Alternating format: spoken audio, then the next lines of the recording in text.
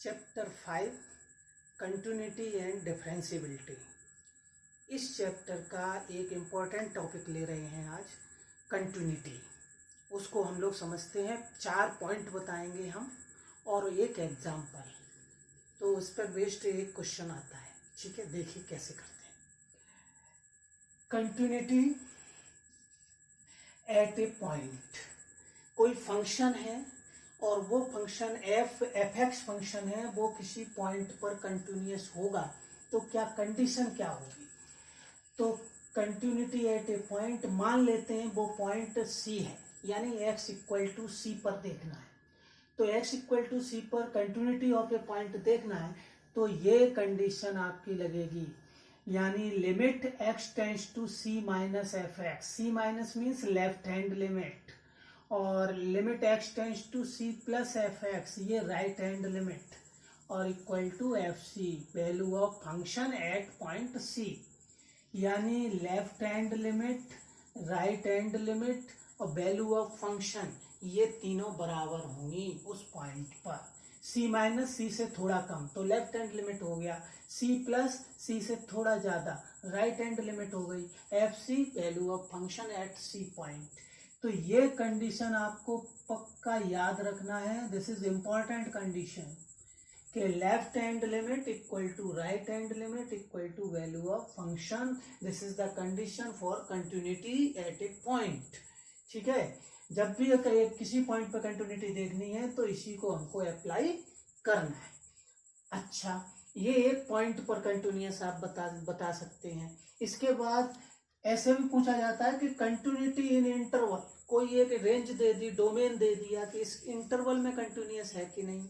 तो उसके लिए हम क्या करेंगे, कंटिन्यूअस होना चाहिए फंक्शन एट ईच पॉइंट, हर एक पॉइंट पर कंटिन्यूअस हो।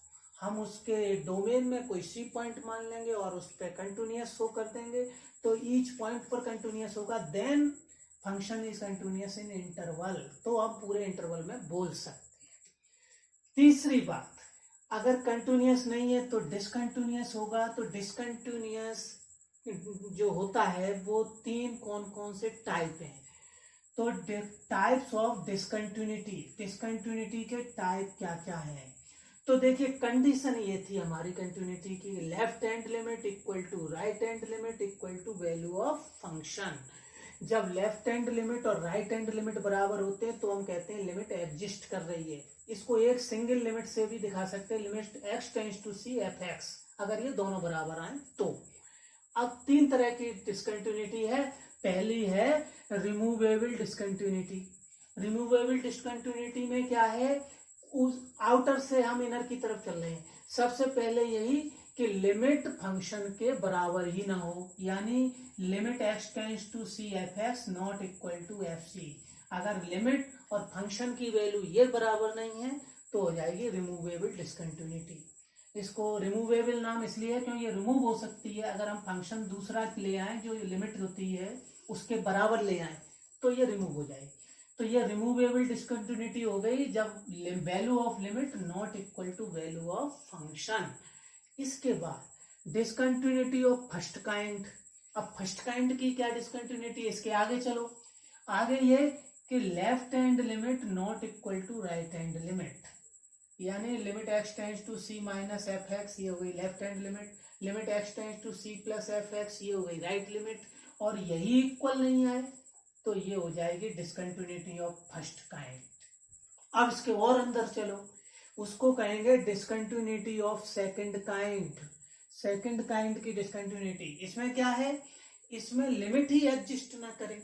जैसे limit x tends to c minus F x और limit x tends to c plus f x, यानी लेफ्ट हैंड लिमिट या फिर राइट हैंड लिमिट, या दोनों both do not exist.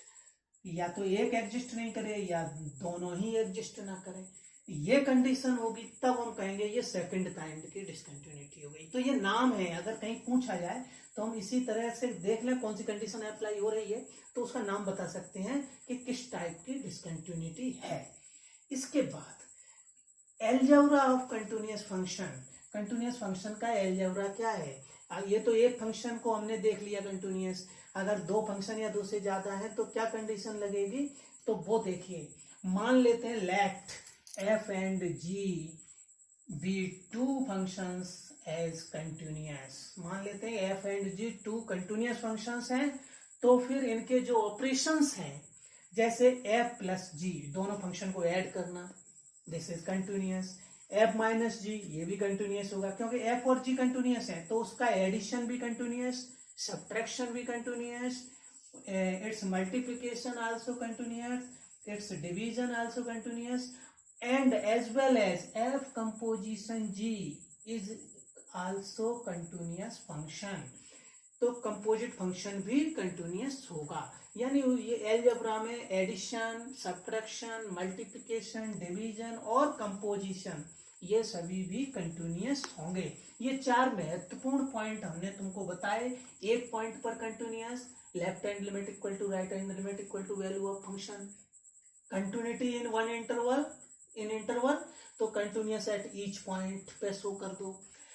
Types of discontinuity 3 types, फिर algebra of continuity, इनके operation पर continuous. इन 4 पॉइंट पर एक हम एग्जांपल डिस्कस करेंगे। देखिए 4 पॉइंट हो गए। अब ये एग्जांपल एक करके बताते हैं, कंटिन्यूटी का पूरा एकदम समझ में आ जाएगा। देखिए एग्जाम्पल ये है, if F x function given है 3ax प्लस बी, ये बाइफरकेट करके दिया हुआ है, if x is greater than 1 and 11 if x equal to 1, 5ax minus 2b if x less than 1। ये 3 अलग अलग कंडीशन में है। एफ एक्स फंक्शन 1 से ग्रेटर के लिए ये है, x इक्वल टू 1 के लिए 11 है और x लेस देन 1 के लिए 5ax प्लस 2b है। This function is continuous at x equal to 1, ये गिवन है condition. Find a and b निकालिए। तो आप कंटिन्यूटी की कंडीशन जो बताई है वो अप्लाई होगी। क्या कंडीशन बताई थी कि left hand limit equal to right hand limit equal to value of function at given point x equal to 1। तो पहले ये तीनों चीजें निकाल लेते हैं, उसके बाद पुट करते हैं। जैसे पहले हम निकालें लेफ्ट हैंड लिमिट, ये क्या हो जाएगी, लिमिट x टेंस टू 1 पे देखना है तो 1 माइनस, यानी left hand limit F X, तो ये क्या आ जाएगा, limit x tends to 1 minus F X की जगह ये आएगा 3ax प्लस बी, वैल्यू रख दो x की जगह 1, तो ये मिल जाएगा 3a प्लस बी। ये हो गई left hand limit. Similarly right hand limit we can find, right hand limit equal to limit x tends to 1 plus f x, क्योंकि यहाँ 1 से थोड़ा ज्यादा। अब 1 से थोड़ा ज्यादा है तो कौन से आएगा, ये वाला फंक्शन आएगा। लिख दीजिए इसको, limit x tends to 1 plus और फंक्शन ये हो गया 5ax माइनस 2b। x की जगह इसमें 1 पुट कर दो, क्या मिल जाएगा, ये मिल जाएगा 5a माइनस 2b। यानी लेफ्ट हैंड लिमिट ये आ गई 1 पर, राइट हैंड लिमिट ये आ गई 5a माइनस 2b। अब क्या बचा है, वैल्यू ऑफ फंक्शन। तो x इक्वल टू 1 पर फंक्शन की वैल्यू f1 कहेंगे उसको। f1 का मतलब हुआ x इक्वल टू 1 पर क्या फंक्शन है, 11, ये है 11।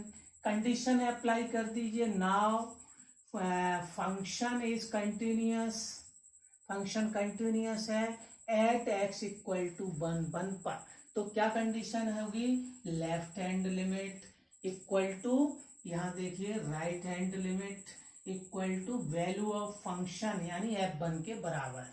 अब ये तीनों बराबर हैं, इसका मतलब हुआ लेफ्ट हैंड लिमिट कितनी आई थी, ये 3a प्लस बी, तो 3a plus b equal to 5a minus 2b, ये हो गई right hand limit equal to value of function कितना निकला है 1 पर, ये 11 है, 11।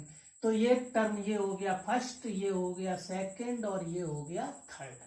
अब देख लीजिएगा तीनों इक्वल है तो दो लेकर के इनको सॉल्व करो, यानी फर्स्ट और थर्ड टर्म ले लें तो ये इक्वेशन मिलेगी 3a plus b equal to 11।